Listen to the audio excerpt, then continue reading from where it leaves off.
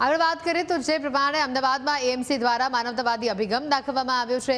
વિરાજ ભરવાડના પત્નીનો આજે સીમંત પ્રસંગ હતો અને ત્યારે તંત્રએ ડિમોલેશન કામગીરી 2 કલાક સુધી સ્થગિત રાખી।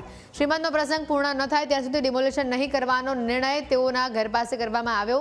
પ્રસંગમાં કોઈ ખલેલ ન પહોંચે તેના માટે તંત્રએ સંવેદનશીલતા દાખવીને જેસીબીના પૈડા થંભાવી દીધા। મ્યુનિસિપલ કોર્પોરેશનની આ કામગીરી ખૂબ જ સરાહનીય છે।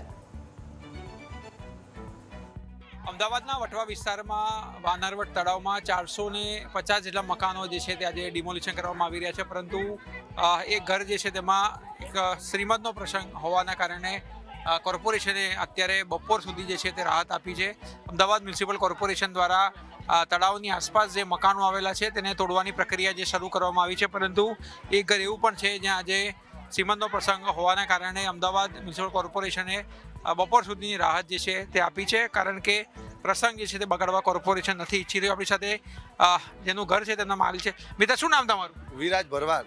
વિરાજભાઈ, તમારું ઘર તૂટી રહ્યું છે પણ તમારા ઘરે પ્રસંગ છે, શું કીધું કોર્પોરેશને? 2 કલાકની રાહત આપી। સારું કે ખોટું છે? સારું।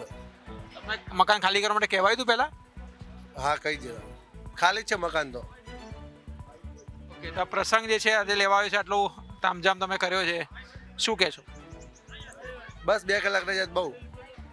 2 કલાકની રાહત જે છે તે આપવામાં આવી છે અને હાલમાં મકાન તેમણે ઓલરેડી ખાલી કરી નાખ્યું છે તેવું તેમનું કહેવું છે, પરંતુ આ મકાનો જે છે તે આજે સંપૂર્ણપણે જે છે તે ડિમોલિશ કરી દેવામાં આવશે, કારણ કે જે વોટર બોડી આવેલી છે તેમાં મકાન જે છે તે ઊભું કરાયું હતું। કેમેરામેન પટેલ સાથે આશુતોષ ઉપાધ્યાય, ન્યૂઝ કેપિટલ, અમદાવાદ।